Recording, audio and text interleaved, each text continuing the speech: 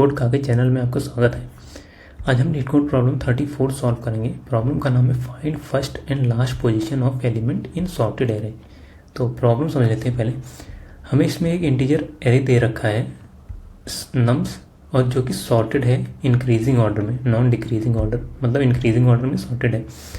और हमें एक टारगेट वैल्यू दे रखी है और हमें फाइंड करना है इस टारगेट वैल्यू की फर्स्ट और लास्ट इंडेक्स इस नम्स में, एरे में। ठीक है। और अगर कोई वैल्यू, टारगेट वैल्यू इस नम्स के अंदर है ही नहीं, तो हमें ये रिटर्न करना है -1 ठीक है। और हमें इसमें जैसे हमें बोल दिया है कि ये order of log and time complexity में रन करना है। ठीक है। और हमें जो है यहाँ पे इंटीजर एरे सॉर्टेड था और यहाँ पे सर्च करना है, तो इससे ही हमें हिंट मिल जाता है कि यहाँ पे बाइनरी सर्च यूज़ होगा। ठीक है। और यहाँ पे इसने बोल दिया है कि लॉग एन में करना है, तो इससे और भी कंफर्म हो जाता है। एग्जाम्पल देखते हैं। जैसे ये नम्स एरे दे रखा है और टारगेट हमें 8 फाइंड करना है, तो टारगेट 8 कहाँ पे है? 0 1 2 3, ये 3 इंडेक्स और 4 इंडेक्स पे है। फर्स्ट वाला 3 इंडेक्स पे है, लास्ट 4 इंडेक्स पे है, तो इसीलिए इसका आंसर 3 4 है।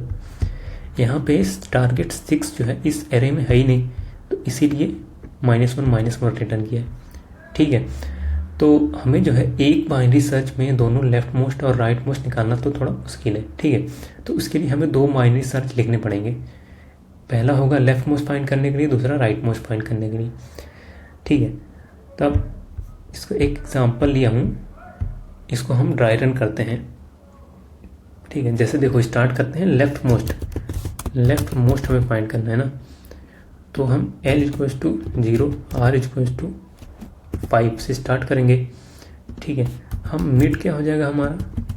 मिड हो जाएगा हमारा इन दोनों का +/2 क्या हो जाएगा? 2। ठीक है। और नम्स ऑफ 2 क्या है करेंटली? नम्स ऑफ 2 है 7, जो कि है स्मॉलर देन 8 हमारा टारगेट वैल्यू। ठीक है। तो इससे क्या करेंगे हम? L = मिड +1 करना पड़ेगा, मिड +1, जो कि वैल्यू आ जाएगी मिड +1 से 3 आ जाएगी। ठीक है। क्योंकि मिड हमारा 2 था। अब देखो, L = 3 है करेंटली, R = 5 है। ठीक है।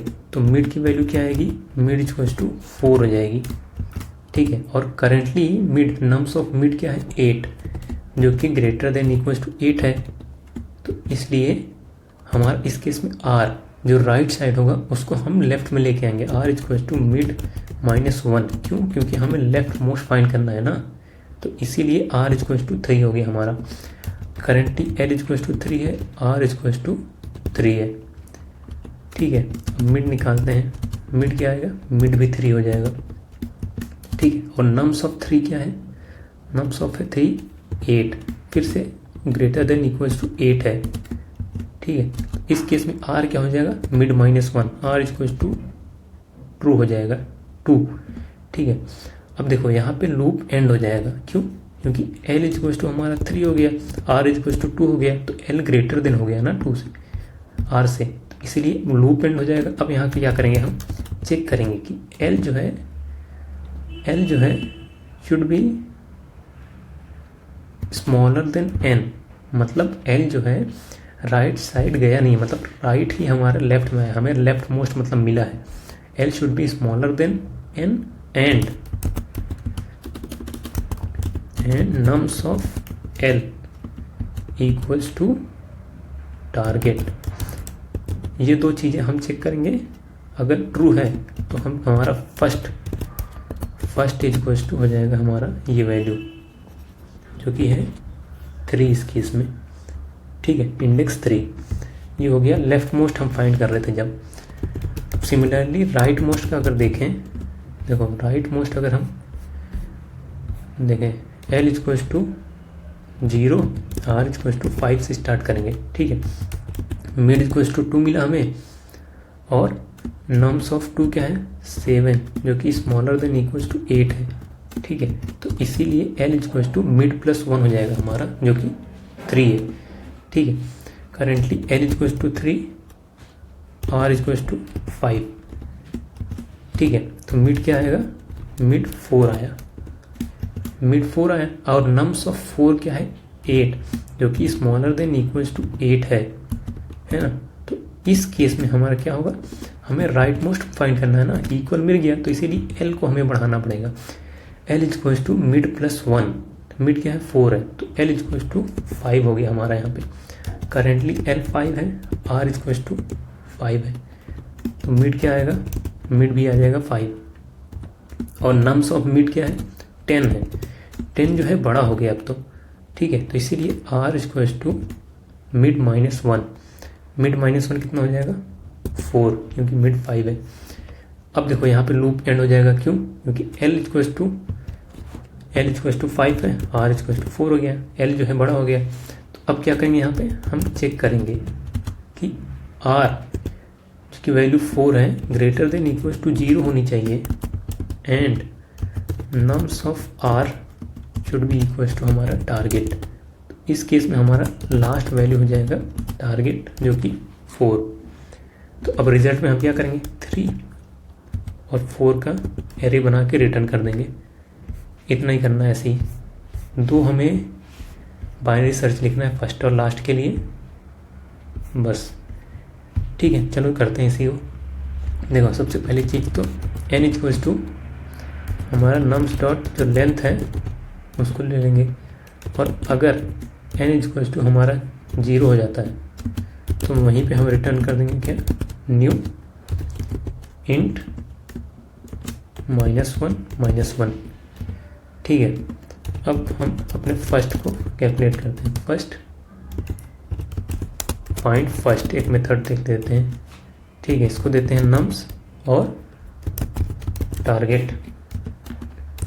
अगर यहाँ से हमारा फर्स्ट, अगर मान लो इस मेथड से नहीं आया, उसको मिला ही नहीं, अगर फर्स्ट वैल्यू ही नहीं मिले तो लास्ट वैल्यू भी होगी नहीं, इसीलिए हम रिटर्न कर देंगे न्यू इंट -1, ठीक है। उसके बाद हम लास्ट वैल्यू सर्च करने जाते हैं, फाइंड लास्ट, फिर से इसको देंगे नम्स और टारगेट। और इस केस में इसका मतलब होगा कि हमारा फर्स्ट रहा होगा तो लास्ट भी रहा होगा, क्योंकि अगर लास्ट नहीं है तो फर्स्ट वाले को ही हम लास्ट लेंगे ना, फर्स्ट और लास्ट दोनों इक्वल हो जाएंगे। तो इस केस में फर्स्ट और लास्ट ऐसे रिटर्न कर देंगे।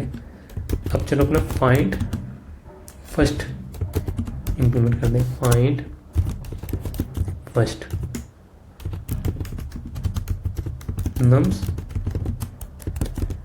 Target int L equals to 0, R equals to nums dot length -1।